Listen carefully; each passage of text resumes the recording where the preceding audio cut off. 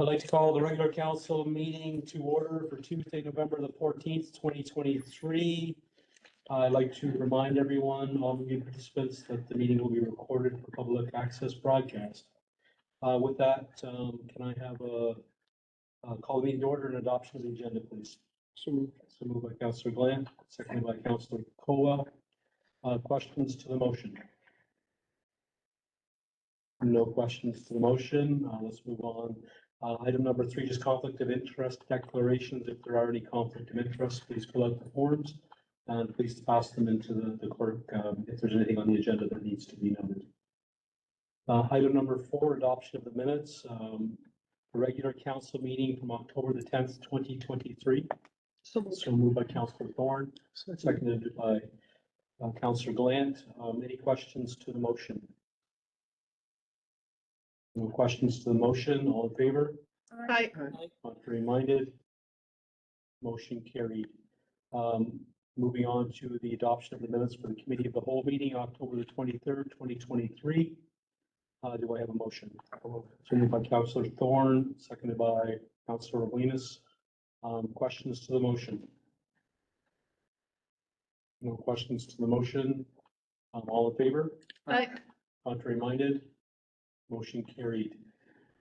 Item number 3 in area 4, special council meeting of November the 2nd, 2023. Do I have a motion for the minutes? So moved by Councillor Arbuckle, seconded by Councillor Thorne. Any questions to the motion? No questions to the motion. All in favor? Aye.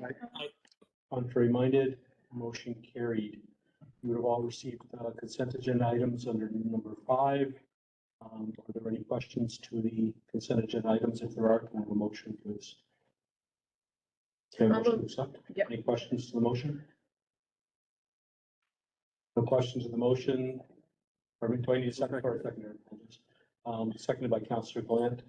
Motion by Councillor Thorne. All in favor? Aye. Contrary minded? Motion carried. Moving on to item number 6, public and administrative presentations. Item number 1, 2024 operating and utility budgets. Okay, pull it up there. See if I can do this right. Okay, it worked. There we go. Okay, so I'll run through this presentation to summarize the proposed operating and utility budgets for council. We'll go over a little bit of an overview, some budget 101 items, go over the service areas that we have within the municipality, run through some of the implications, the capital projects, the utility budget, and then there's some very specific recommendations. I will mention too that we amended the wording on the recommendations based on the provincial template that has changed. So we do have updated wording. The budget presentation has been updated, but what was in the package does have the old wording. So the overview itself. So a few reminders and kind of different elements, given the fact that there have been some changes since those that were on council beforehand would have passed a municipal budget. The most important thing is that all municipalities must balance their budget. So there can be no surplus or deficits. They're carried over in future years. And when we calculate the property tax rate, there's a few kind of steps that go into it. So we have our own source revenue, our total budget, so our expenses, which then gives us our net budget. Then we subtract our community funding and equalization grant, which then gives us what is called the warrant. The warrant is what must be collected through property taxes. And I'll speak to that in greater detail to compare some of the previous years later. There's a non-residential ratio that historically has always, well, I shouldn't say always, for quite some time, I'm not sure if it's always, but it's been 1.5 times the residential rate. So if your rate is $1 even, your non-residential ratio is $1.50. Last year, the province gave municipalities the ability to amend that anywhere from 1.4 to 1.7 times, and that's because they changed provincial legislation that reduced essentially the taxes on the non-residential properties to provide that flexibility to local governments.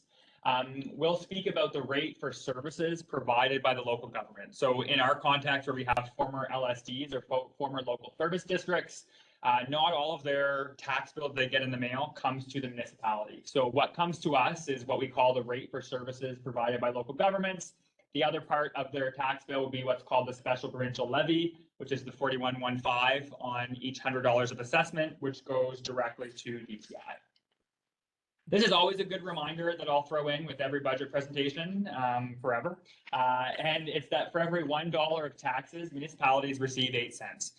So keep that in mind, and keep the bottom half in mind that says across the country, 60% of Canada's public infrastructure is owned by local governments. Keep that in mind when we talk about the 8 cents for every dollar. Awesome. Quick Oh, question. sorry. So just for clarity for me, because I've asked this question before. So if my property tax that I'm being charged as, for example, let's say it's $1,000, right? Does that mean that only $80 goes to the town and the rest of it goes to the province? No, so if your property tax bill is $1,000, that combines the local government rate and the special provincial levy. So I'll show when we go over some of the ward examples, I'll show you exactly what that looks like. We break it down. So I'll show you what that will look like on someone's bill. Right. So I guess what I'm trying to get in my head is I'm not exactly sure what it means that for every dollar of taxes, we only get 8 cents. That's What- all taxes. It's all taxes. Like, so that's federal, provincial, all Yeah. taxes. Yes. Yeah. Sorry, that's not specific to property tax. That's in general. Yeah, in general.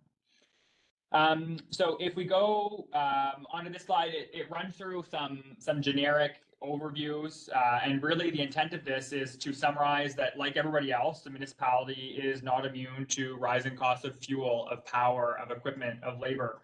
Our expenses are increasing anywhere from 2% up to 30% in some services, in the case of waste collection as an example. And it becomes challenging to manage those increasing expenses when there are limited opportunities or avenues, and essentially they are taxes or cutting services and programs. So at the municipal level, going back to that 8 cents for every dollar, municipalities are very good at making their dollar stretch a mile, and so that is no different no matter what municipality you are in. So some of the main elements from the proposed operating budget is that we've maintained 5 subunits with 5 specific taxing authority rates for 2024. Primary reason being that at the end of 2024, any subunit specific contract will have been expired. So that gives us an opportunity, either we'll be tendering for services or they'll be tendered based on essentially former LSD, former municipality, former village limits. So for 2024, it will remain as is, but like we've discussed at Committee of the Whole, we are in close proximity to be able to explore combining those in future years. The taxing authorities will have to remain, but we can do just 2 standard rates. Going back to the non-residential rates, we've increased ours from 1.5 to 1.7. The former LSDs, so the former LSD subunits, I should say, continue to pay what's called the basic rate for shared services. So it takes 90%, they pay essentially 90% of their share for any shared services. The total operating budget for the municipality next year is proposed to be about 6.9 million. The intent, as we've discussed through some of the options that were presented at Committee of the Whole, was to essentially balance the increase amongst subunits. We'll speak to where some of the priorities were addressed later on.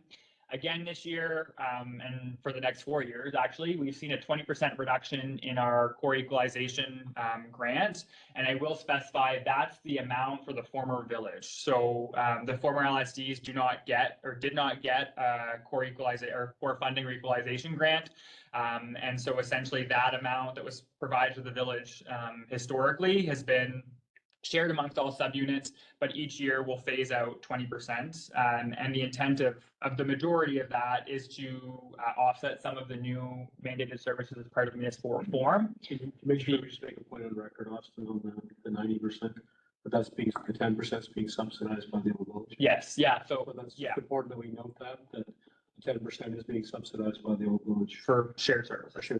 For shared services. And then our rate in terms of tax rate itself remains competitive in the region, especially for comparable services offered. Obviously, other municipalities are going through the same exercise that we are right now. I do speak to a couple later on in terms of where they are at. And then obviously as part of municipal reform, there are new mandated services with the Service Commission. Our increase is at about 4.85% for new mandated services, which we said this last year in our budget presentation when there was no net impact for new services. But I'll say it again, that our Service Commission is taking a prudent approach to this, and we're fortunate to see that because it has limited impact in terms of our net budget, but is important to keep in mind as we continue planning for future budgets. So I mentioned earlier that we would speak about the warrant, and this really is kind of the golden. This slide, the next slide will be essentially the answers when people ask you, well, my property assessment went up, which means you get more money at the town. Why did taxes go up? This is essentially the answer. So if you look at the difference in the warrant, so the difference in the amount of spending that needs to be collected through property taxes between 2023 and 2024, it's just over 1.4, closer to 1.5 million. The next slide that we'll go through will provide a really quick overview as to how that gets accounted for quickly. In normal years, our tax base would grow by about 2%, to use a ballpark amount. This year, it is significantly higher, like last year's, and it was over 12. So if the tax rate stayed the same in 2024 as it did in 2023, it would mean approximately 600,000, 602,000 and change is the exact number compared to last year. So if we take what the difference in warrant is, the 1.498 million, and we subtract the 600,000 that we would get if the rate remains the same, it leaves us with about 896,000 that need to be collected, essentially, to make it quite simple, through property taxes. In 2024, based on our tax base assessment, every cent on the tax base equates to about $80,000, so 80,326 in additional revenue. So if you look at the two last sub-bullets there, in the current scenario that we're presented with, we have to collect about 896,000. If you divide that by the amount that we would collect with each cent, it equates to about 11.16. That is not an exact number to say it will go up by that much. It's because that doesn't include things or differentiate things for shared costs, not shared costs, subunit specific, so on and so forth. Without the increase of the tax base. So last year, as opposed to being 70,000 or 80,000, apologies, it was about 70.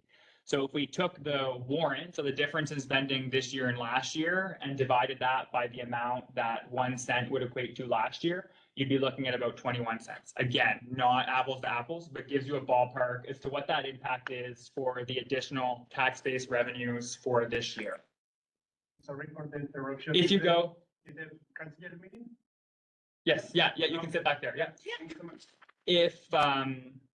If you go onto this slide, it highlights some of the key elements of the warrant for next year.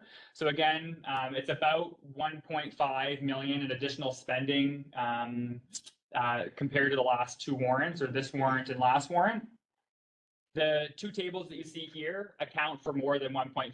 So it gets accounted for very quickly. And it's also a good comparison or moment, I guess, to highlight some of the differences in different municipalities that have also seen, I would say, above average, significantly above average property tax or property base assessments this year. So if we look at Moncton, for example, their budget is passed, so they're lowering their tax rate by 2 cents. So their final rate will be at $1.42. They also had some LSDs incorporated into the city. They're raising their rate by 5 cents, the max that they're allowed to do, because they're not exchanging that essentially for net new services. They're just catching up former LSDs to the city rate. So their assessment base, if it stayed the same at the same rate in 2023, would equate to an additional $18.8 million. Again, ours was about 600,000. So at Moncton, again, that 1 cent revenue generation, for them, it equates to about 1.14 million, which they reduced it by 2. So they essentially shaved off about 2.28 million. The difference in that is still 16.5 million in additional spending. So keep that in mind when people ask the question as to how some municipalities can lower versus some that cannot. very similar to Riverview. Riverview is, I think they're passing their budget tonight, but similar to us, it's been approved in principle at committee of the whole. They're looking at a reduction in 5 cents next year. Their final rate will be just a little bit higher than Moncton's at 143. And their additional property tax revenue, if it stayed the same as last year, is 4.076. So very similar. If you take that 5 cent reduction minus what they get in additional revenue, it still equates to just shy of 3 million in additional spending. We're also hearing, again, I'll stress that a lot are still going through the same exercise as us, but those that absorbed former LSDs are reaching that 5 cent for the former LSDs to catch up their subunits. If you look on these two tables, they are net new services that the municipality is offering. So it is not looking at increasing rates exclusively to catch up to former municipalities or former municipal entities that are within the new municipal limits. So if we go to the tax rate overview, the first table at the top, or the first chart, I should say, shows the finalized proposed tax rate per subunit across the town. And then if you look at the second table on the slide, this is where it differentiates the MBDTI for the sake of simplicity, we're calling it, which is that special provincial levy versus the municipal rate. At the bottom, there's the percent increase in the overall rate. So that's not exclusively looking at, well, DTI stayed the same. Again, it's historically has been like that for quite some time, I think, in former LSDs. So it looks at that overall rate increase. If you look across the board, that middle row in the second table shows the essentially tax-based revenue that comes from the warrant that's provided from subunits to the municipality. To go to the next slide, it summarizes fixed and variable and semi-variable expenses in the municipality. So percentage-wise, we're looking at about 63% of expenses that are fixed, 21% that are semi-fixed, and 17% that are variable. So that variable amount equates to about 1.16 million. And of that 1.16, 440,000 alone is expenses that we're adding to the village subunit for a trackless purchase, additional allocation for road resurfacing. It's two primary examples. But they're also in that variable element has some net differences in fire station debentures that we'll speak to that will eventually become fixed expenses. Semi-fixed, that kind of category includes things like personnel or required services that council could determine to spend or not spend it. Sidewalks is one example. The existing road allocation, the former village, is another. And then variable is a range of different things. The standard would be, this is similar to the slide from last year, but it would be events, programming, supplies, net new staff. So some of the kind of key elements in the variable cost for next year are increases in things like branding, communications, marketing, what have you, membership expenses, new programs in recreation and wellness in particular, by law enforcement, protective services, it's a new service area, non-committed grants, additional honorariums for Salisbury Fire Rescue, reserve transfers, capital projects in this building, and again, net new positions in two service areas, including one in the protective services. Are there any questions before we run in through some of the service area highlights or overviews? Just a couple of quick comments. The slides that you have obviously there for Moncton and Riverview aren't in the packet we got. So if we could, is that going to be part of the package that goes out publicly? I verbalized that. Oh, Put it in the package. Yeah, I just did those calculations today. I Okay. would say yes, they can be part of the public communications when they officially pass their budget. So right now, I'm only going on what they approved at committee of the whole, so they could make a change today. And it's oversimplifying it as well because I'm exclusively looking at the provincial summary that shows how much revenue they have and based on their tax base. But we could definitely include that. We can circulate it to council for sure to highlight as well. The other thing I was going to suggest is, and I know you have it in the documentation that's attached, but maybe just put the percentages for fixed and variable on your pie chart so that people know what they are. Yeah, we do have in, I'm not sure if it's finished, that one in particular, but that's one of the elements that will be as part of the public. The public report. Public, goes yeah. out, or yeah, on social media as well, and that will have the percentages. Was that it for that section? Okay, so if we go by service area, this chart highlights the percentage increases, or not percentage increases, sorry, the percentage of what that service area accounted for in 2023 and 2024. I'll highlight 3 elements. I'm not going to run through all of them. Protective services does see I would say, a substantial net new service that the municipality will offer, which includes an FTE. Fiscal services sees most of the increases. That is because there's funding for capital expenses being proposed, as well as the vast majority of the fire and rescue station eventual debenture next year that would be used for interim financing, but that will be converted to a debenture in 2025, 2026, depending on building timeline. And then in recreation and wellness, the net difference doesn't look significant there, but from a year-over-year perspective is substantial, mainly given the fact that not all net new costs, but that we've streamlined event budget. So there was a little bit of everywheres. It's now streamlined there. And also from a staffing perspective, we're no longer administering a reciprocal agreement. So we're responsible for 1 FTE plus a position that's going from part-time now to an FTE next year. Plus there's a 1-year contract within that department as well. So year over year, it does look more substantial than it normally would. General government, so this is municipal buildings, council, and general government operations.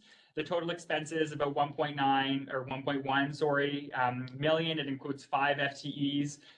The CAO is somewhat its own department or area, but it's included for the sake of budgeting in there. It has expense increases for council, mainly for things like UMMB and miscellaneous expenses that we incur throughout the year with a larger council. There's a PD increase for staff and an addition of an FTE, and then some strategic priority items around a new CRM software, increasing or also streamlining a budget line for mailouts, marketing, promo, communications, what have you. And then there's also funds that are allocated for accounting professional services as well. In protective services, it's about 2.1 million. Like I mentioned, there's a new FTE, and not really staffing related, but technically staffing related is an increase to the honorariums for Salisbury Fire and Rescue. Said new position will be responsible for looking at what other municipalities are doing to make sure that we're doing it in a comparative fashion. And like the next bullet alludes to, that FTE is partially responsible for bylaw enforcement, and there's obviously associated costs to that. An increase to the fire department's training budget. We've also maintained 85,000 for what we're calling professional services, which is essentially architect and engineer fees for the station, mainly to enable us to continue floating that on the operating budget. And then we've maintained costs for regional fire dispatch. That's an item later on in the agenda. And then we've also increased the equipment budget for the department, mainly so we can get into a permanent cycle to replace or a renewal cycle, essentially, for air packs and turnout gear. Transportation, so again, village subunit specific. Total expense is 1.2 million. Maintain staffing. This is where we see the most inflationary impacts. We do have one shared expense in this area, and that is for a shared summer position, which will update the municipality's asset management plan to include natural assets, so trails, and also to look at road surface conditions for the outside areas to assist us in essentially advocacy to DTI. Streetlights, which we've talked about on a couple of occasions. And then capital funding allocations, again, in the former village, mainly when it comes to things like roads, but also shared assets.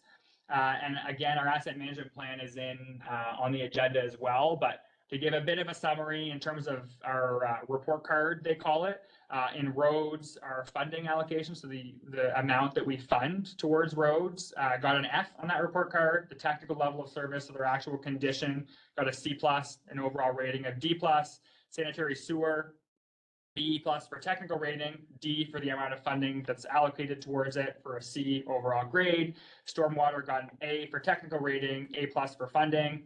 And then the facilities got a technical rating of D+, funding rating C, overall grade of D+.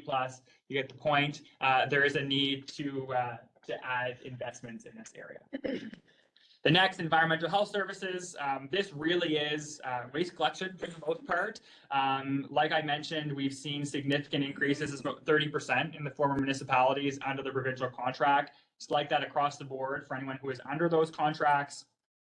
To give you a comparison, the former village that was in a multi-year contract, the increase for that contract is $2,200. In the other subunits, we see increases of $41,000, $22,000, $531 in Elgin Parish, but that allocation is only $2,700. So it doesn't sound like a lot, but percentage-wise it is. And then in the last LSD, it's $20,000. So those are significant increases that are subunit specific.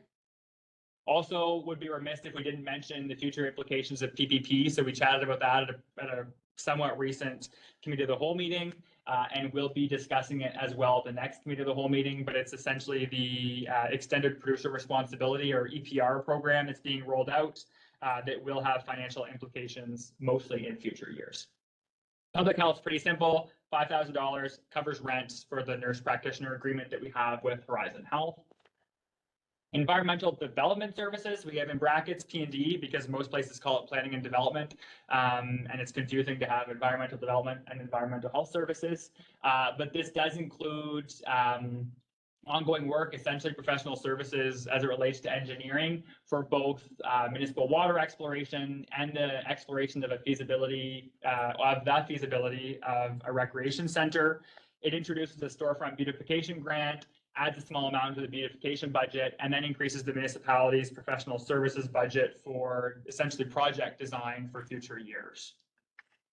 Rec and culture, so slide swings and happy things, total expenses, $543,000. Spoke to the staffing elements earlier, but essentially the net gain is one FTE, it's a contracted position, 2 part-time employees, because we're essentially assuming responsibility 100% of one and converting another from FTE to, or from PTE to FTE, sorry. We've earmarked funds for new reciprocal agreements. As mentioned, streamlined the events budget. Overall, we look at about $73,000 in events that covers all of our events throughout the year, both existing and new ones. We've allocated a small amount for trail development in one of the outside ward areas where the municipality owns some lands. And we've also maintained the Salisbury Lions Pool budget lines based on some conversations with them for an ongoing MOU. Fiscal costs, this is the last one for this overview. So we're looking at about $671,000, no staffing. The transfer to reserves is reduced, but we have funds allocated for capital expenses. And a lot of it has to do with debentures. So we have existing ones, obviously, that we cannot change. They're multi-year commitments. We have a tanker that is currently held in an other line because the debenture will come into effect next year. And then we have the fire station debenture. So next year, the way that it was calculated is we maintained the amount that was anticipated for a 30-year term. Next year, what we'll be using is about half of that for interim financing once the project is started. We've maintained the rest, which will show to the capital board the council has made a commitment to the building. We're proposing using that again to add to an existing budget line that's in there for the municipal building, which will hopefully allow us to undertake work without needing to borrow for that. And then come 2025, or more than likely 2026, based on the building timeline, we'll be able to flip that right into the debenture for the fire hall itself. Any questions on service areas or strategic alignment? Really what that was intended to show is that there's rhyme or reason behind some of these things, and that they align essentially with the priorities that were set by council. But are there any questions or comments on any of those sections? Seeing none, moving on. So tax bill implications. The average price or assessment, sorry, not price, of a home in the entity in 2024 is just shy of $250,000. So that calculation is taken from the residential assessment based on the number of homes or properties.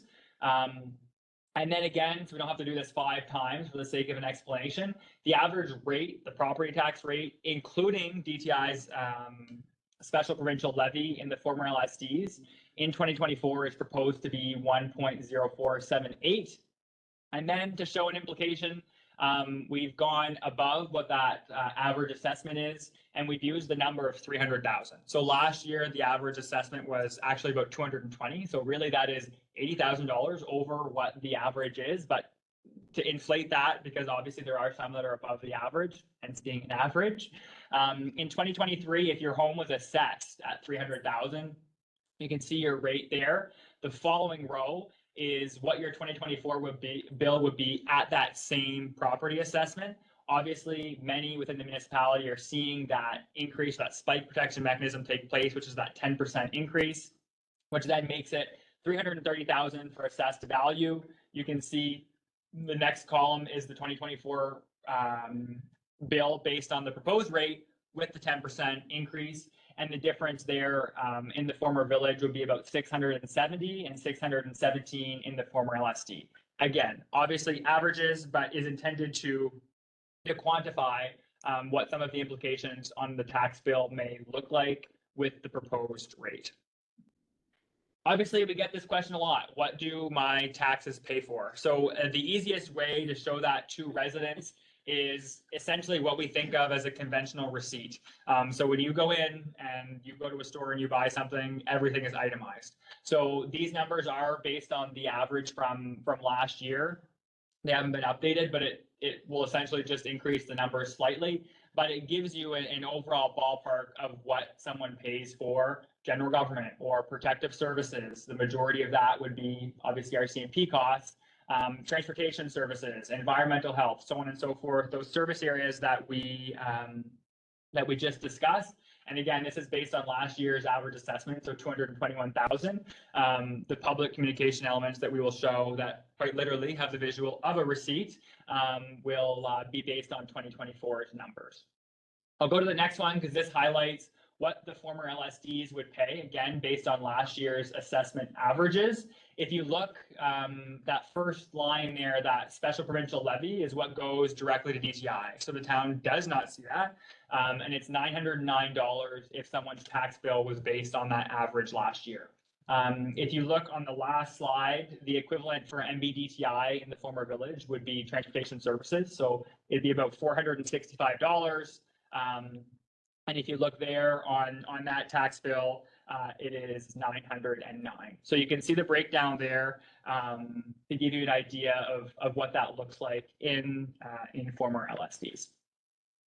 So it's also important to highlight some of the capital projects that we are planning on undertaking next year in 2024.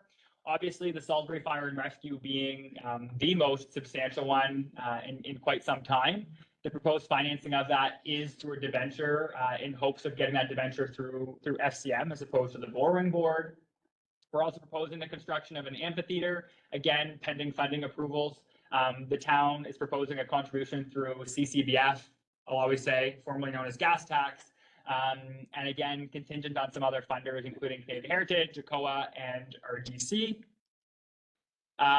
Trail project, I'll specify too that CCBF allocation has no impact on former LSDs. It's the existing funds for the former village after the completion of the Highland Park washroom. Very similar to this, again, intending on using the remaining funds available after the Highland Park washroom for the trail expansion project, and the town contribution will be for dispatch funds, as well as the CCBF allocation. And again, contingent on funding from ACOA and RDC. There's a few options here that we have the ability to scale back on as funding is confirmed as well. So some of the other ones that don't have some flashier renderings, there is a planned resurfacing project, a full mill and pave on Route 106 between Granite and Douglas. That's through the PMHP program with the province. We're allocating anywhere between 60 and 80, depending on how much is allocated for our tender that closes, or that will close for a street resurfacing allocation as well. The purchase of a new trackless sidewalk from the operating fund, air packs, which we've mentioned, also operating fund. There's 60,000 for land acquisition, which is a contribution towards it near Highland Park, again, contingent on funding approvals from an application that's currently in. The polishing pond stabilization, we've chatted about before, deferred from this year. That's coming from the cost shared through the IBA, the agreement with the feds in the province. with our contribution coming from the utility budget. Municipal building retrofits, operating budget and grants. Our scope will be determined based on what grants we can secure. We're in conversations now with MB Power in particular. Reader Road and Route 106, the culvert replacement. Our hope is to be able to get that into 2024 using CCBF funding. The challenge or the unpredictable element right now is that the current CCBF agreement expires this year. So we should know by now, well, long before now, how much money we get next year in that allocation, but we do not because they're still in negotiations with the feds and the province, which means we actually don't know how much we have coming in.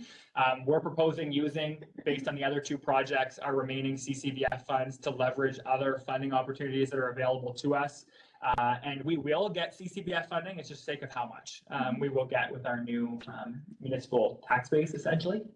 And the last one, as inferred to, is that we do have an additional allocation for street resurfacing. We're anticipating it'll be about 250 meters based on what we're projecting next year's prices to be. And that street will be basically to be confirmed when prices are a little bit more predictable for next year. But the intent will be to issue for tender in January or February, along with the other projects. The utility budget, this is only one slide, and then we go into questions. So really the biggest summary here that we can use to quantify how inflation has impacted this service area is that in 2019, the average service request, so there were multiple in most years, averaged to about 4,085. In 2023, that has essentially doubled to 8,000. So that shows you the cost of whether it's the laterals, the asphalts, what have you, has increased significantly. We've added dedicated lines for repairs and maintenance, especially at our lift stations and treatment plants. So historically, those have just been lumped into other budget lines. We've also added engineering fees for an anticipated project in 2025, as well as an allocation towards proactive CCTV footage. So we generally only take that when a repair is needed. We've proposed transferring from the utility reserve fund for the polishing project that we just spoke about in the capital summary. And then it comes down to the revenues and expenditures is at 522,640. The utility budget must fund itself through user fees. So no impact to tax rate and can only fund itself. So cannot be used from transfers from one to another unless you're offsetting, like we do, a certain amount for essentially the time that it takes for staff, because we are small enough so we don't have staff dedicated exclusively to the utility. And then at committee of the whole, we did discuss exploring different billing cycles. We're proposing maintaining it at 1 year, mainly under the fact that it will be a challenge to communicate that to residents. That was raised as well. And then in future years, we will have deficits that will be carried over, which will provide us an opportunity to explore what was proposed as not a rebate, but a discount is the word I'm looking for. A discount option in future years. This is often, the utility as a whole is often not given a full focus area, I will say. So we focused heavily on collections in the recent months, and we'll continue to do that, but we'll also be able to shift gears to look at our rates and look at some of those options on a more multi-year basis. So what this looks to in terms of average user rate, or not average, the proposed user rate is $400 even.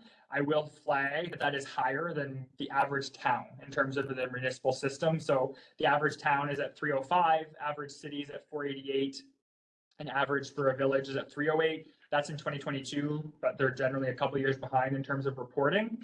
Like we discussed at committee of the whole, every system is different. So we alone have 4 lift stations that we have to power and an aerated treatment facility, which again requires power. So that alone can be more expensive and costly than systems that may, for example, just use a gravity fed system. So with that, we essentially have 3 motions. I'll flip through them quickly. We have 2 for the utility budget, 1 for the budget as a whole. This is very specific in terms of wording to make sure that it is reading word for word what the province wants us to say. So it is different from the presentation, mainly that in the warrant, I had 514 instead of 515. They will notice that dollar in the grand scheme of things, and it will make a difference. There was a typo in one of the rates, and the wording has changed basically around adding local council of the local government of as opposed to what was in your package. So we have it for anyone who wants to move it, but we have the wording for you printed so that you read the right wording. So whoever wants to move it, I will give you the right wording. Or are you looking for that now? Yes, yeah, because we can't talk about it until we have the motion. Yeah, that's right. I'll do it. It's You all have it. words. Just the first one, eh? Okay, so I'll move that on this 14th day of November 2023, the Council of the Local Government of Salisbury resolves that the sum of $6,912,184 be the total operating budget for the local government, that the sum of $6,449,515 be the warrant of the local government for the ensuing year, and that the tax rates for the local government be 675.00 Salisbury Village, 1.1599. Is it okay that I read it like that? Yeah, that's perfect. Okay, That's great. easier that way. 675.01 Carbondale LD, 0.6335. 675.02 Salisbury LD, 0.6346. 675.03 Moncton LD, 0.6394. 675.04 Elgin Parish LD, 0.6388. The council orders and directs the levying by the Minister of Local Government of said amount on real property liable to taxation under the Assessment Act within the local government of the town of Salisbury. Moved by Councillor Thorne, seconded by Councillor Williams. Questions to the motion? So with that sum of $6,912,184, that is the 10% increase in assessed value, along with a 10% increase in taxes. Is that correct? Correct, yeah, Depending on the ward. yeah, exactly, yeah. That number is determined by the additional spending we would like to do. The warrant, yeah, that's in that slide here. Said that, I don't fully understand why some things like the trackless is the full cost is being incurred in 1 year. Why is that not being financed? That's a perfect example of something that's being incurred by the former village specifically to make the increases comparable. So in future years, our asset management shows that we have a shortfall in terms of allocation for capital assets across the board. So as opposed to initially, it was proposed as a debenture for over 5 years. Yeah. We've proposed adding that exclusively in the operating fund, because then in future years, we can allocate that again towards other capital assets, but it has to remain within the former village subunit. You're gonna have to back up that for a second. You're saying you want to have 200 and some $1,000 every year for operating costs? Towards the asset management plan, yes. So therefore, is there something more coming down the pipe in the next few years? Roads, Oh, there's vehicles, everything. there's lots. The asset management plan that was in the package, the presentation, also highlights a significant amount of areas that need Each investment. year, we're gonna have obligations to upkeep. Yes.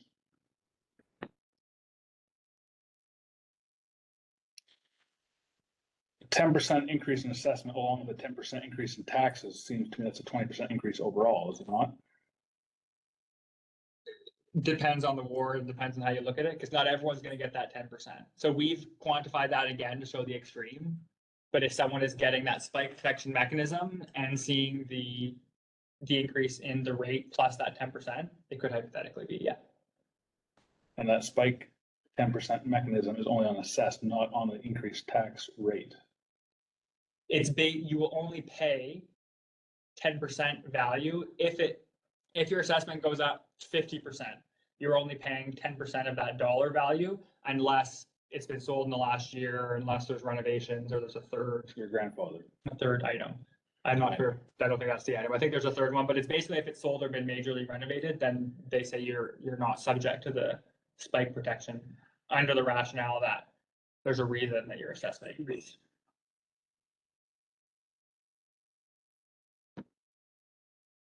Additional questions?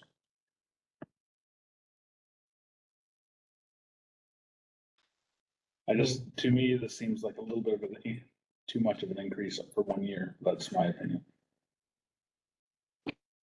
Voted. I think it's important that residents understand we're not just doing it for the sake of doing it, like the budget in the village specifically has been, I don't wanna say underfunded, but it hasn't moved in 20 years, really.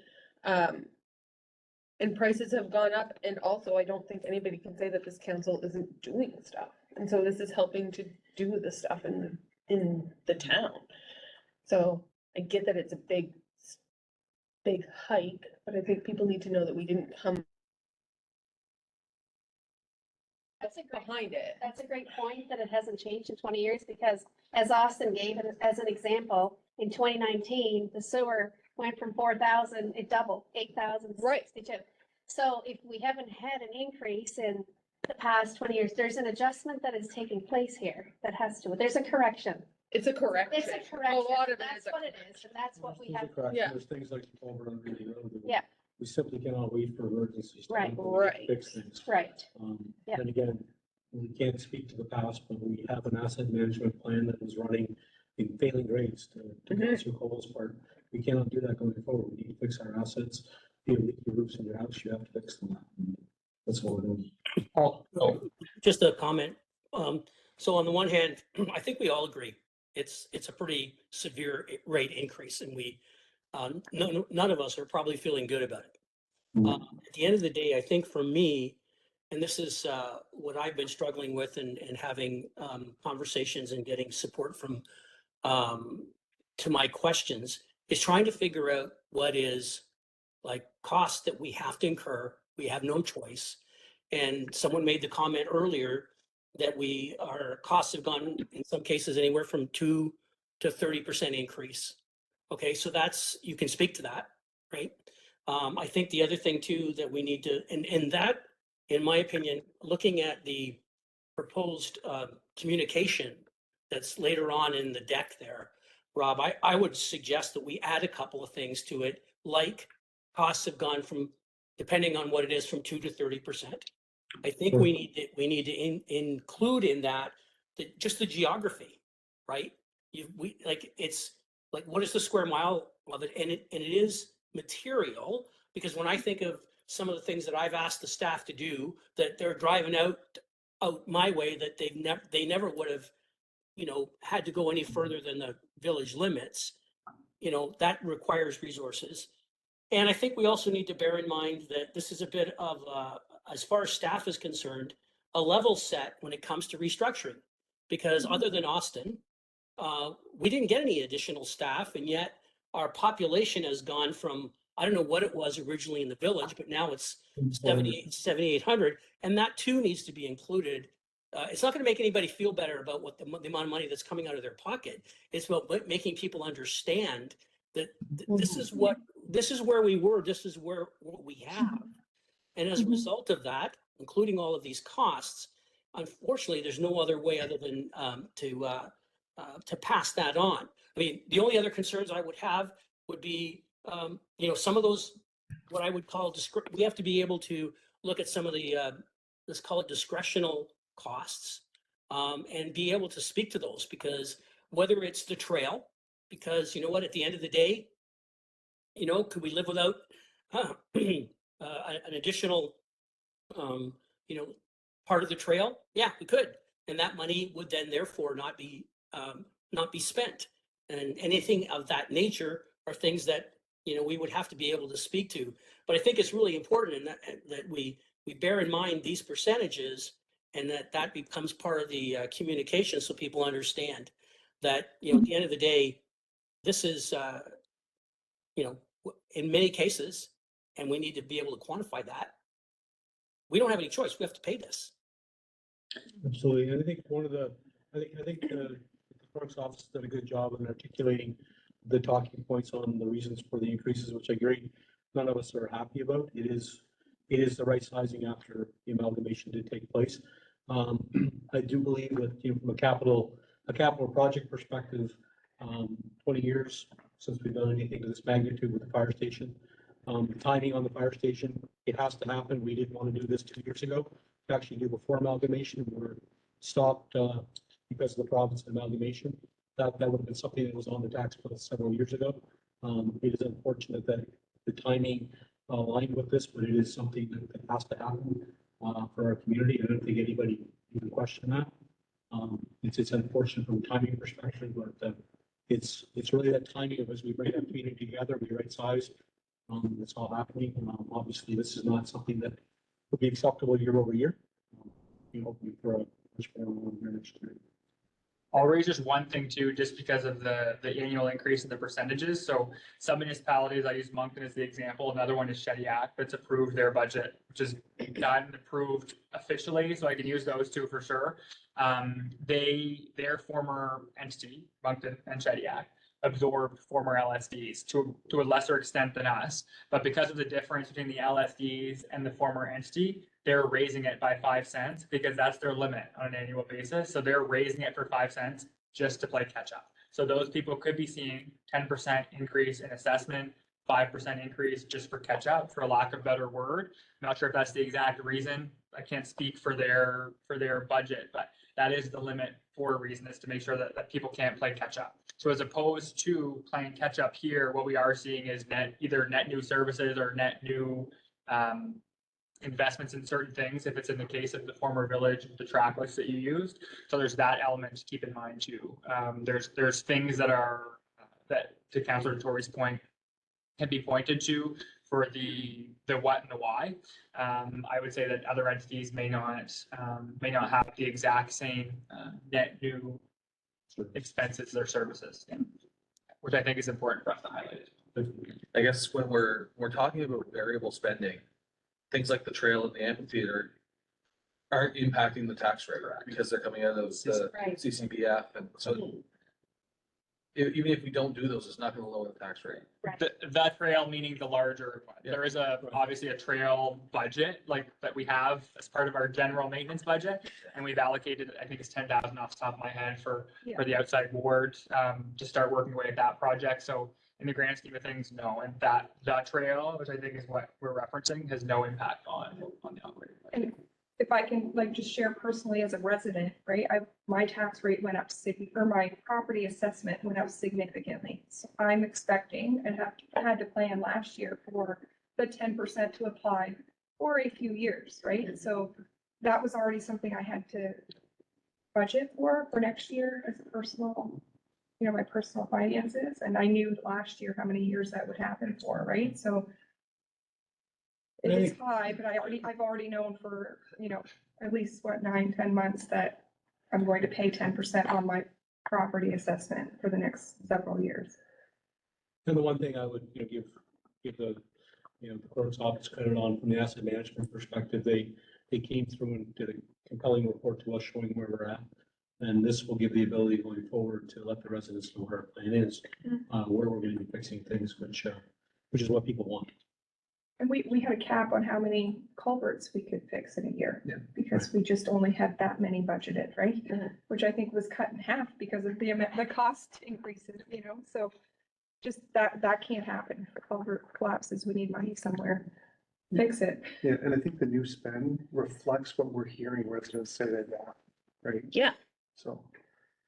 I think the other thing too, Rob, is, and we talked about this briefly, and I'm not sure the best way to say this, but I think somehow we also need to give some sense that this isn't the new norm every year. Right, exactly. And then that is the, again, you can never make prognostications or, however, this is the right sizing and the belief being that next year will be more of a normal year. There's not another fire station or a fire truck that's coming at the same time, along with right sizing the asset management plan to ensure we can year over year accommodate that. So for sure, no question about that, Councillor Tory.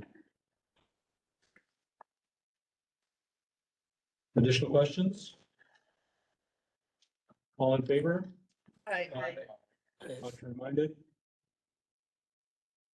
Motion carried. Moving on. Just two motions now for utility budget, sorry. I do, yeah. I'll do the next one. There we go. So it's this one here.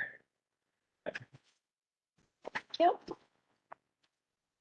I move the Council of the Local Government of Salisbury set the annual wastewater disposal rate at $400 per unit for the year 2024 for the wastewater system under the jurisdiction of the Council of the Local Government of Salisbury. So moved by Deputy Mayor Bannister, seconded by Councillor Colwell. Questions to the motion?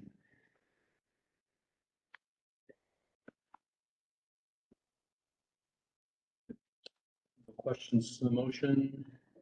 All in favor? Aye. Okay, contrary minded? Motion carried. Motion 3. One more for utility. Oh, there you go. I'll move that on this 14th day of November 2023, the Council of the Local Government of Salisbury resolved that pursuant to section 1174 of the Local Governance Act, the total budget for the wastewater utility for the ensuing year would consist of total revenues of $522,640 with a total expenditures of $522,640 adopted this 14th day of November 2023 by the Council of the Local Government of Salisbury. So thank you. So moved by Councillor Dykstra, seconded by Councillor Oblinus. Questions to the motion?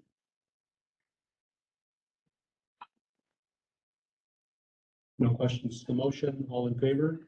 Aye. Contrary minded? Motion carried. Congratulations, staff, you did it! Yay. I would like to thank the staff. It's been a long process, particularly with the challenges with the amalgamation and multiple budgets and And I would say the challenges with us. council. Fantastic. I don't think we made their job any easier either. The grueling questions that you were subjected to by council, we But, you know, apologize. I'd like to actually compliment council on had a lot of different, as we've been going to committee of a whole, as we've had the conversations, there's been amazing diligence and questions. This is not something we came to lightly by any means, and the fortitude was done, the questions were asked, and the diligence. I know Austin and Diane, you guys went through, multiple questions and getting the background, the paperwork, and that's a true testament to teamwork. So thank you. Also makes it easier with strat plans and the like. We start with that and we see what sticks. Absolutely. Austin, can you do me a favor on pages 57 and 58 of the presentation? Yeah. Have the examples. Can you put percentages next to them as well as the dollar amounts? Because when you look at the percentages, it tells a much bigger story. Like for the LSD as an example, 39% is just that one number. The which I don't have the package in front of me. I know which one it is. Oh, the receipt. Okay, yes, yes. Yeah, it tells a Yeah. big story, and particularly when you compare the roads compared to the 41.15, and then even the remainder of the money that's left over, there's not a lot there. Yes.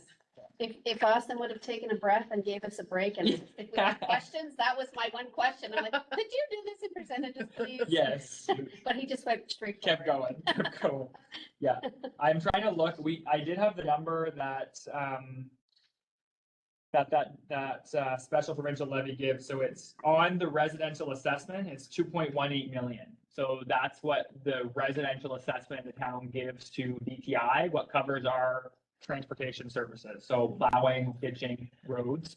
But if you look at et the cetera. example that you put on that page, where it was With percentages. $909 Yeah. for a rate of 2,316, that's 39%. Just It that is. It's one 30. thing. Yes, It's 39% of the tax bill. that's Yeah. right. So if we put percentages all the way down, and I know I'm going to Sure. repeat myself, but just a couple of things that I mentioned that I think are important to consider for the communication is the comment that, we've had increases in costs from 2 to 30%. I think we need to indicate that the town has gone from, I don't know what it was, let's say it was 1,500 people to 7,800 people. That we need to mention the Square kilometers. square miles of the town, and that we did not get additional staff to manage the town, and that we need to level set in order to be able to provide the services, and that we do not foresee these level setting costs being something that they can expect again and again. I think those are things that, because those are the things people are going to ask that. They're going to ask. Yep. All noted, yeah. One of the things that I was really surprised with, looking at that receipt that you showed, was the differences that the former LSDs are paying versus what the former village is paying, like for things like protective services, Mhm. which we're getting essentially the same service. The former village is paying 809 versus 445 former LSD, so it's Can be substantial. just substantial difference. And the opposite for the roads. Yeah. Right? Well, yeah, and then the roads is something that even from when's the last time we've been an increase from in the LSD area services that are receiving, which again is future advocacy, the individual that's gonna do that. Receiving or not receiving. Receiving, It exactly. Let's You- just say yeah. Even going back, having the individual this summer go through and look at those assets and be able to map out where the challenges are that we just don't know right now. Yeah. It's huge. So that is just something that hopefully we can add value and service to in the future years. Yeah, with I that, mean, let's move we're on gonna have to- to advocate on the part of the residents, because on the one hand, they're gonna see that, for instance, 39% of it is their roads and culverts and things. But the other question they're gonna ask is, yeah, but where have they been? Yeah. Absolutely. We asked the same Maybe it's thing. the- Yeah, we're asking too. Yeah, but I would commend the, in the period we've had over this year, I do know that, I really commend the councilors in the outside words of the former LSPs on having the residents come forward. I do know from an advocacy perspective, our Public Works Department and our clerk's office has done some good diligence with DTI. And I've had, many kudos from residents where there has been action on several items that I can't say what have happened in the past, but I'm pretty confident that the advocacy did work. So we're making something right. Last question on this, Rob. Were you planning on doing like a video to go along with this? Or I'll chat with the clerk's office around it. They've got some key talking points and ensuring that after they get it all together, we'll ensure we get a good communications package up with video and whatever the clerk's office recommends for sure. Being worked on, I think, from a 101 perspective. I'm not sure exactly where it's at, but the person working on it was out today. But there was lots of drafts of the visuals that were sent last week, so we're ready to finesse them kind of thing and get them going. I will caution, just so it's a standard expectation, the more you talk about it, the more you will hear about it. Full disclaimer. At the same time, the more you talk about it, the more people will know that may not necessarily say something and may understand the increase, but we're expecting to do that from corporately per se on the town page. Yeah, And we'll there- keep council updated too. maybe some things we would prefer the residents not to get too excited about. But when it comes to this, I think this is one of those things that we need to hope that we educate all of our residents about these types of. Absolutely. Yeah. For sure. Yeah. No question. Communication is key. With that, let's move on to item number 7, reports and recommendations from committees and private meetings. One recommendation, closed session, September 11th, 2023. So this one is a formality to basically officially ratify the discussion that council had in September. So as usual, we'll read background into the record. So during the closed session of September 11th, 2023, town council met to deliberate the annual performance evaluation of the CAO pursuant to the town's council CAO policy. Following the meeting of council, the mayor and the CAO met to deliberate the outcomes of the performance evaluation and determine the annual goals for the upcoming year. So that would have been the report that we reviewed with council, met with the CAO after that meeting, and he agreed with everything in the report, and it's been signed off on. So do we need a motion? Need a motion. Can I get and then a it goes on motion? file. Is it written? Yeah, it's in the package. Could I get a motion, please? I'll move that council receive and ratify the annual CAO performance evaluation and file the results in the CAO's personnel file accordingly. Second by Councilor Oblina, seconded by Deputy Mayor Bannister. Questions to the motion? No questions to the motion. All in favor? Contrary minded? Motion carried. Going into recommendations from committee of the whole. So again, as usual, background.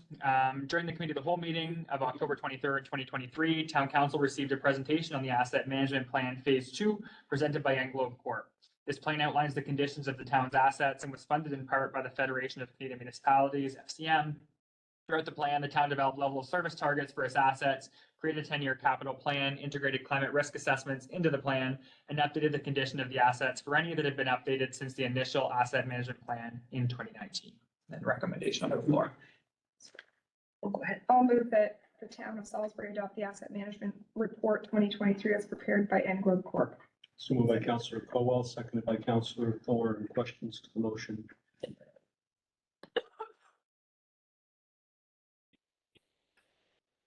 Grades that were given to some of these assets, does that allow for a certain timeline for certain aspects to be dealt with in terms of? I missed the meetings. It doesn't need to be addressed at all, technically. It's a decision of council to invest in them. What it ranks is to get conditions to fair. So it's not to make gold cobblestone streets, it's to get to fair. It does provide the guideline and the Timeline. mapping to do that. Through the 10-year plan. And that would be one of the, quite frankly, just one of the rationales behind the budget that was passed tonight. We've had asset management plans in place. I've asked since 2019 that have never been acted on.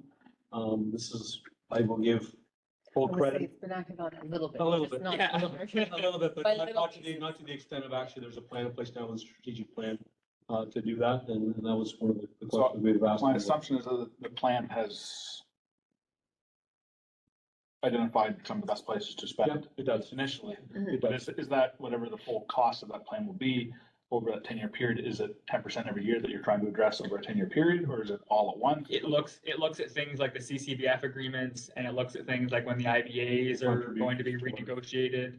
And it makes predictions based on that. But then what happens is the third motion here is the 10-year plan itself. So on an annual basis, council will review that. That will show a year-over-year basis based on, let's say next year we had a project in there that was a larger project that we were expecting federal dollars for. We didn't get any. Well, it's not going to be done without federal dollars, so then it's going to be deferred. So it makes predictions based on historical spending, Right. agreements with the feds, so on and so forth. They Like we gave- will they not gave have. the contribution over the 10-year period, what the assumption was. Right, we won't have an IBA agreement until the new one's negotiated, so it'll be at least about 3 years. So that's reflected in that, as an example. That would be one of the rationale on why the increase in the budget was to start to live up to those expectations and contribute toward it. Those are the assets in the former village, or is that the entire town? We only really have roads, former village, everything else is shared asset. So it's this building, fire hall, those sorts of things. Roads, and sewer, former village. Questions, additional questions? No additional questions, all in favor? Contrary minded? Motion carried. Next one, ratification of the policy for said asset management plan, which was what I neglected to include in the committee of the whole package last time. So it was included in the package this time for real. But as part of the initial asset management plan in 2019, a proposed asset management policy was developed, but was not officially ratified. As part of the updated process, a revised policy has been created in line with the town's policy template and based on the town's organizational structure. This demonstrates a priority setting exercise that will be undertaken by staff prior to recommending any updates to any capital plan, and will also provide an accountability mechanism for ongoing updates to the asset management plan. Recommendation on the floor. I'll move that council adopt the asset management policy as presented. Seconded. So moved by Councillor Dykstra, seconded by Councillor Oblinas. Questions to the motion? No questions to the motion, all in favor? Contrary minded? Motion carried. Next is adoption of 10-year capital plan. So again, as part of the asset management plan, a 10-year capital plan was developed. The intent of this plan is to be updated on an annual basis by council prior to or as part of budget deliberations. Where this is the initial 10-year plan, this has technically been adopted as part of the asset management plan. However, it's being recommended that it is adopted separately since this will be the case moving forward on an annual basis. I move that council adopt the 2023 to 2033 10-year capital plan as integrated in the town's asset management plan. Moved by Deputy Mayor Bannister, seconded by Councillor Thorne. Questions to the motion? No questions to the motion, all in favor? Contrary minded? Motion carried. Last for recommendations from Committee of the Whole. So for background, during the October 23rd, 2023 Committee of the Whole meeting, Council received a verbal update and proposal to proceed with the signing an agreement with Kodiak PSAP, Public Service Answering Point, for the purposes of regional fire dispatch. All neighboring municipalities have been or will be switched to the RFD model by mid-November. This will formalize an agreement with Kodiak PSAP, who will dispatch the Salisbury Fire Rescue Department over TMR radio systems. Following the execution of the agreement, the town will begin conversations with the NB 911 Bureau, Kodiak PSAP, and the Salisbury Fire Rescue Department to determine an appropriate rollout, activation, and training/information timeline. Recommendation on the floor. I'll move that council ratify the regional fire dispatch agreement between the Kodiak Regional Policing Authority, CRPA, and the town of Salisbury for regional dispatch services, and authorize the clerk and mayor to affix the corporate seal accordingly. Seconded. Councillor Glant, seconded by Councillor Lewis. Questions to the motion? No questions to the motion. All in favor? Aye. Contrary minded? Motion carried. With that, we'll move on to item number 8, reports from administration. Do we want to keep going or do we want to take a recess? I'd love a recess. I'd move Just that we checking go a into poll recess. before we go into new So, session. motion from Councillor Thornton for recess, seconded by Deputy Mayor Bannister. All in favor? Aye. Oh, perfect. So moved by Deputy Mayor Bannister, seconded by Councillor Thorne. I'll note that we're back in session. I will note that some councillors do have some smiley face cookies at their station. If anybody in the public's asking, but all the funds, several of the funds for each one of the boxes sold are going to the local food bank from Tim Hortons. Thank you for Tim Hortons. Obviously, as we go into the Christmas season, our food banks are seeing significant rises in customers to them. So anybody that can buy a smiley cookie at Tim Hortons, the money will stay local. It's very important. On that, let's move on to item number 8, reports from administration. So 8.1 is standing offer contract for engineering and architectural services. So as council knows, we have a number of projects on the go, many of which require the expertise essentially of professional engineers, whether that's for a stamp, a report, drawings, what have you. And the intent of staff was to go out to essentially RFP to create our own standing offer list, essentially, where we could rotate through. It can be time consuming to go and get 3 quotes, wait for the period of time, evaluate the quotes. Some of them are too busy to even bid, so then you end up getting 0, or you end up getting 1 and having to either repeat the process, or you could have just asked initially. And so we asked Strategic Procurement at the province if they had a template for a standing offer RFP, to which they said we can actually use the provincial standing offer contract for engineering services, which essentially prevents us from needing to go through our own procurement method and is in alignment with the Provincial Procurement Act. It actually has a higher threshold than what would normally be under, like what would normally be if it's a good, for example, a product.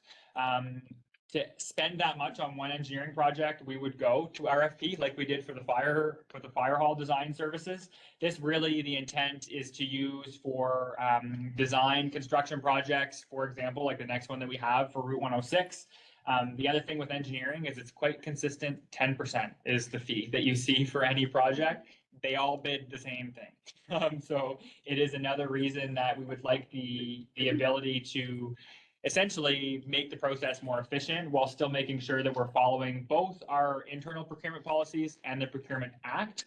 What I'll also mention is with our internal procurement policies, there will still be things that will come to council. Anything that exceeds 30,000 will still come to council. So there will still be that level of oversight. And the list is long. There's over 25 firms that are on it. Our intent would be to, as we have been, use anywhere between 3 or 4, depending on the project. But just to formalize it, we do want authorization from council to authorize us to be able to use the provincial standing offer, which essentially is the equivalent to us going out to tender, getting our own list, and coming for authorization. So with that, there's a recommendation, and then we can go into any questions. I'll move that council authorize administration to utilize the Government of New Brunswick Standing Offer Contract PO 04030004 for engineering professional services at their discretion pursuant to the town's financial management and procurement policy. So moved. Moved by Councillor Thorne, seconded by Deputy Mayor Bannister. Questions to the motion? So you're saying this is a standing offer contract. So is this applicable to all engineering firms that we utilize, only one in particular? What is the story there? 25 of them. I think the number is about 25. The ones that we use are on the list. It's a running It's running. we'll go through the same 3 or 4 that we generally use. We'll cycle through them, which we do now. But now what we do is we go to each of them for every project and say, hey, can we have a proposal on this? Then we get the 3 of them, and then we have to go with generally the lowest bidder, which is always very, very close, unless you're doing an RFP where you're evaluating more than just price. But that will also allow us to essentially cycle through, but circumventing that anywhere from 10 days to multiple weeks process that is for the intake of proposals. We will still ask for a proposal for each of them, very similar to what the next one is.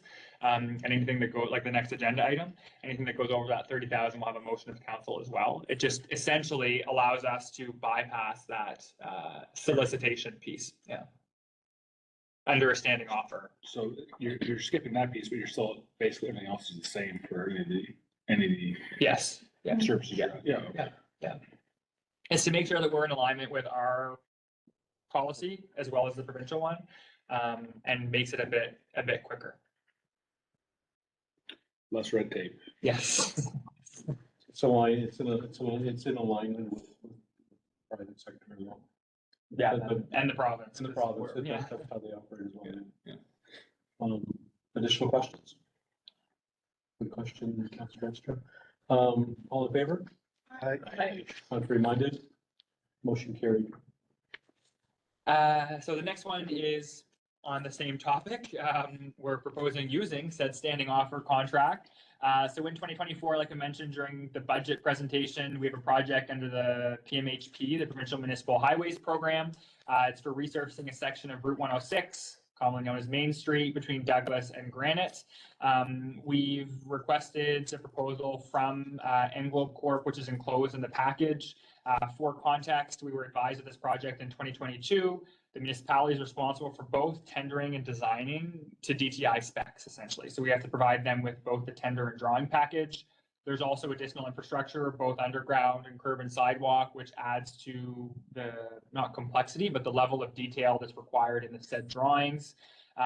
The costs coming from DTI confirmed are 499,000 plus non-recoverable HST. The town's pitching in, and in August of 2023, the province issued a letter notifying us, I suspect all municipalities with a project under this program, that they'll be essentially topping up their amount based on the fact that everyone's seeing inflationary increases. We won't know what that is until March of 2024, but in order to ensure an early tender and hopefully confirm a lower price from bidders that are looking to secure projects next year, we're hoping to tender an award early next year, which having this authorization will allow us to hit the ground running with design to be able to do that. So with that recommendation on the floor and then questions. Move that council retain Englobe Corp Incorporated for engineering professional services for the resurfacing project on Route 106, scheduled to be completed in 2024 as part of the Provincial Municipal Designated Highways Program at a price of $63,060 plus HST for 3 phases of work, including project management, detailed design, tendering support, materials testing, and construction support. Moved by Councillor Romero, seconded by Councillor Glant. Questions to the motion? The design, does that take into account any of the costs for next year for asphalt? Does this will still have to be bid on? This project would bid on, yeah. So what they'll do is they've been out because they come out before they do their proposal to make sure they know what they're getting themselves into.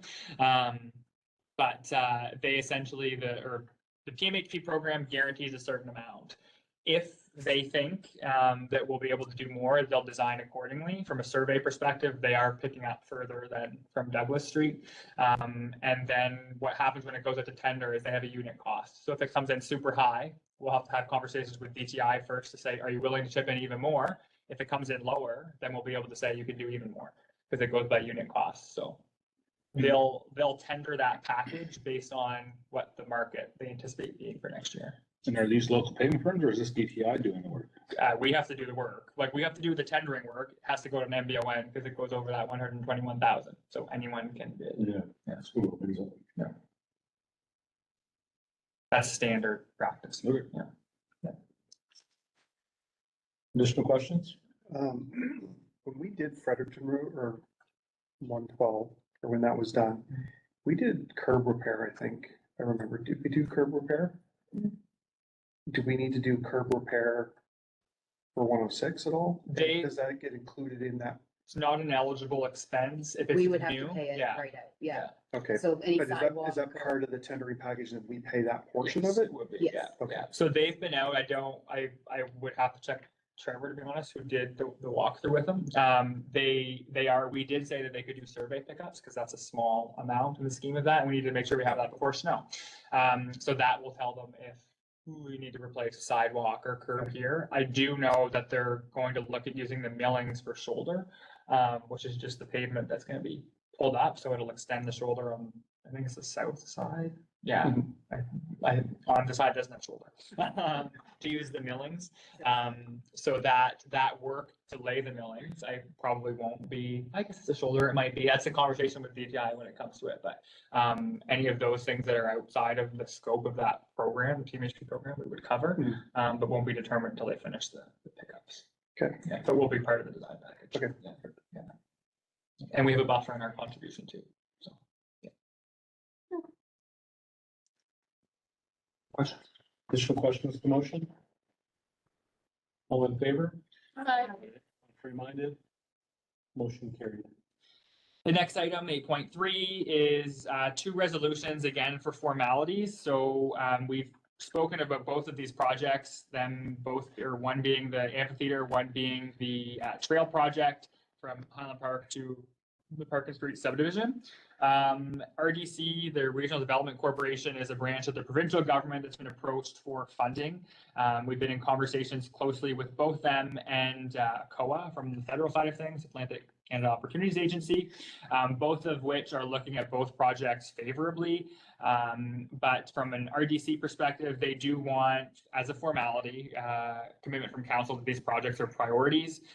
This does not bind RDC to funding, and it does not bind the municipality to funding. The intent, and I'll stress, is to indicate support from council for these projects. So it will be added to the file. We've had many discussions on it, but they do want to make sure that these are priorities of council. So I'll reiterate that our intended contributions are both intended to come from CCBF. They will require an updated CCBF plan, for example. So to show you that these resolutions are formalities, we cannot spend said CCBF dollars on either one of these projects until we bring those, the revised agreement to you. So there's two recommendations, one for each project on the floor. I move that council authorize administration to subject an application to the Regional Development Corporation, RDC, for funding in the amount of $115,205 for the purposes of an amphitheater construction. Moved by Deputy Mayor Bannister. So that be I'm back. done. Sorry, sorry.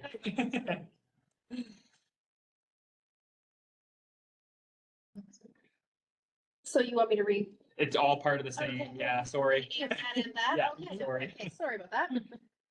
Okay. That council authorizes a municipal contribution of up to $125,000 in the existing funds available in the current Canada Community Building Fund, CCBF, agreement to be formally ratified with an updated CCBF plan at a future meeting of council, and that council authorize the clerk mayor to sign, execute, and affix the corporate seal accordingly on any funding agreement with RDC is successful and pending the confirmation contribution of other funders. Moved by Deputy Mayor Bannister, seconded by Councillor Cola. Questions to the motion? No questions to the motion, all in favor? Aye.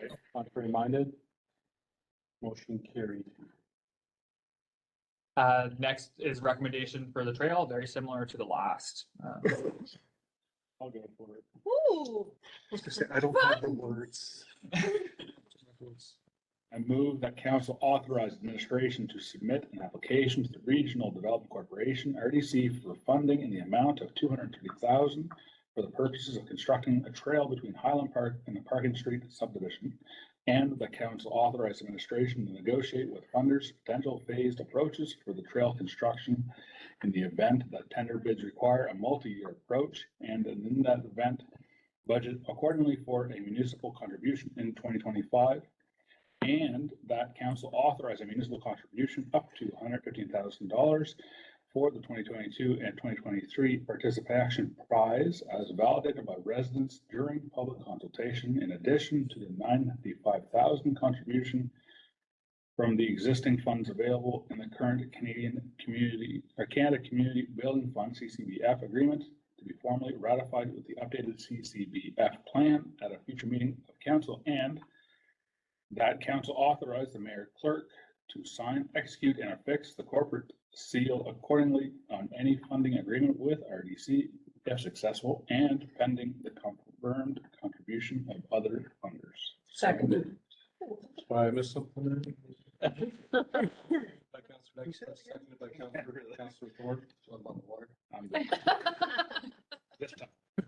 5 questions to the motion. Yeah. No. No questions to the motion, all in favor? Aye. Contrary minded? Motion carried. So the last item under section 8. Oh, right. Please note, Councillor Pugliese. Please note that Councilor Blinis had filled out a conflict of interest form and passed it in to the clerk. But he's left the room.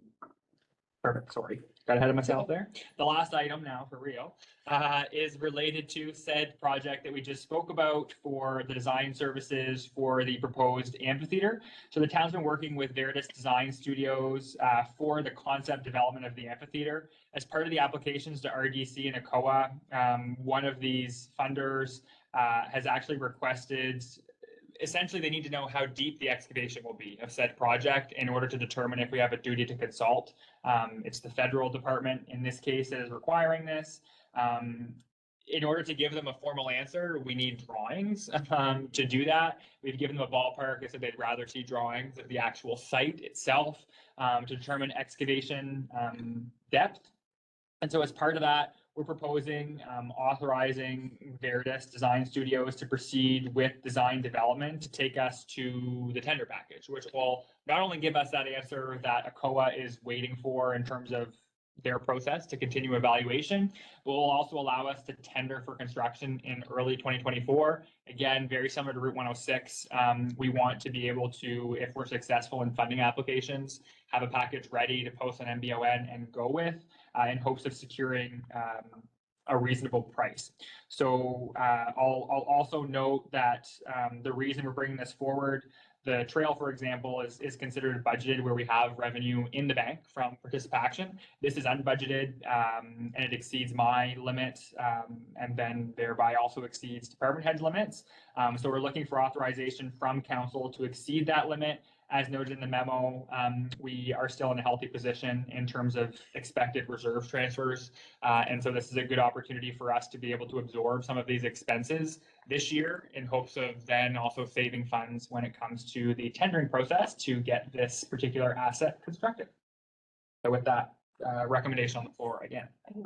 I'll move that council authorize administration to work with Veritas Design Studios to begin the 50% design package for the proposed amphitheater at a cost of $18,500 excluding HST.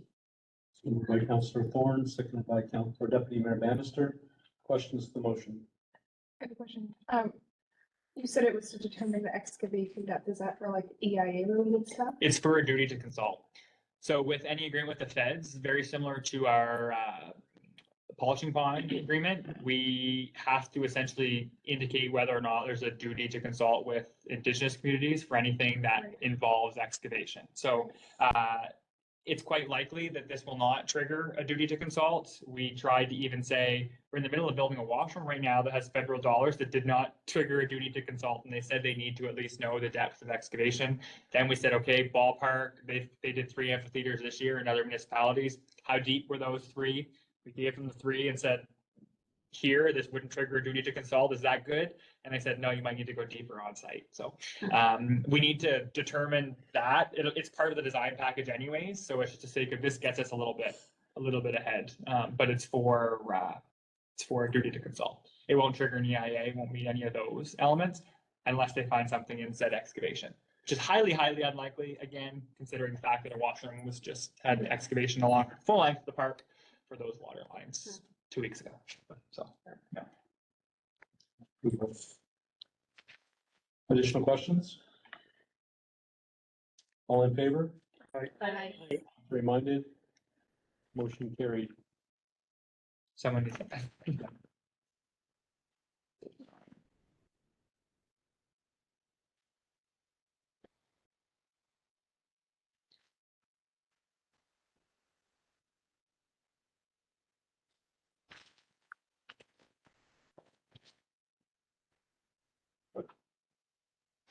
Who's not Counselor? Joint council. With that, let's move on to item number 9, bylaws. Nothing this evening. I will mention that we're in conversations with Quad MB on some of the maps after the public consultation meeting, but also in light of a request that was made by one of the ATV clubs or Quad MB for a highway use permit that might amend things. So we're in conversations with them, and that will be expected at the December meeting for second reading. So no bylaws this evening, but wanted to make sure I mentioned that as well. Moving on to item number 10, which is a closed session for contractual 68(1)(c) of the Local Governance Act, LGA, land 68(1)(d) of the LGA, land 68(1)(d) of LGA, contractual 68(1)(c) of the LGA, and land 68(1)(d) of LGA, and contractual 68(1)(c) of the LGA. Unfortunately, I will have to ask the members of the Need a motion, move in second first. motion to move into closed. So moved by Councillor Thorne, seconded by Councillor Oblinus. We'll be entering into closed. As we do so, I will have to ask the members in the gallery that they would have to vacate the council chamber as we enter into closed session.